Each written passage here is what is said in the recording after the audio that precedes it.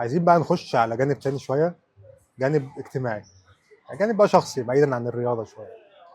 دايما واحنا بنعمل الحلقه مع ضيف لازم نقرا كل حاجه عن الضيف ده ونسمع الضيف قال ايه واتكلم عن ايه.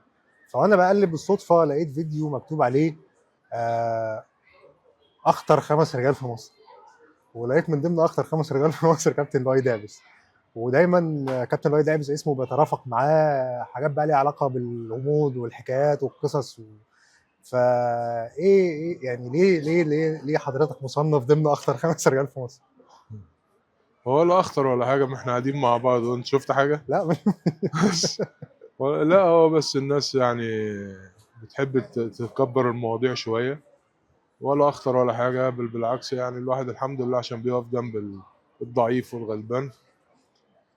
ولما ترجع حق واحد غلبان او ضعيف او مقهور بمعنى صح، دي فيها متعه غريبه. مم.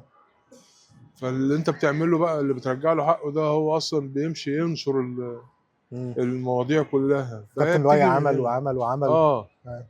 والحمد لله يعني ما فيش حد خبط على مكتبي ورجعناه مكسور الخاطر يعني. مم. بس وانا دايما بحب ان انا اكون جنب الناس. مم. يعني تلاقيني سايب مكتبي وسايب مثلا اجتماعات وبتاع وجاي اقعد في الاوضه بتاعه الملاكمه دي اللي هي 3 متر في 2 متر مع الجماعه بتوعنا القدام دول فهو الحمد لله يعني الواحد عشان بيحب الناس، فالناس بتحبني الحمد لله. اخطر ومش اخطر دي بقى انا ما بحبش الكلام ده. لا دايما عشان كنا يعني الناس بتشوف كابتن لؤي ساعات بيطلع في تصريحات بتكون قويه شويه شديده بتاع. واضح جدا ان كابتن لؤي عنده استعداد للمواجهه طول الوقت. اه الحمد فعشان لله. كده يمكن الناس بتحس ان كابتن لا لؤي. بواجه، مم. بواجه ايه. ويعني الحمد لله مفيش خوف من حاجه. مم.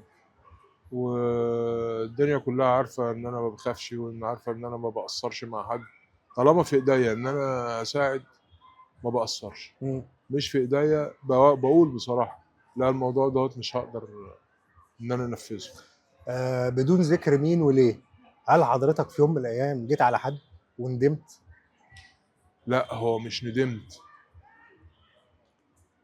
هو انا عندي نفس اللوامه زي ما بيقولوا. مم. اللي هو مثلا لو انا زعقت في حد او كسرت خاطر حد كده ولا بتاع، مم. اقعد طول الليل افكر. حاسب نفسك. طب هل كان ينفع ان انا استنى شويه؟ طب كان ينفع اخد الحق منه بطريقه تانية شويه؟ مش فاهمني؟ مم. فعندي على طول نفس اللوامه، مم. ما بستعجلش. مم.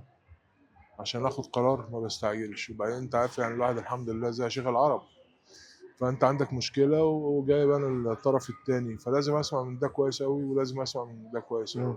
لان الكلمه اللي هقولها ممكن تضيع حق ناس. مم. فلازم يبقى في حكمه شويه في المواضيع. مم. الحمد لله انا دارس الموضوع دوت في امريكا. انا واخد كورس برايفت انفستيجيشن في امريكا 1200 ساعه، سنه كامله، عشان اقدر ان انا احدد ان اللي قدامي ده بيكذب ولا ما بيكذبش، متوتر ولا لا، كده يعني. مم.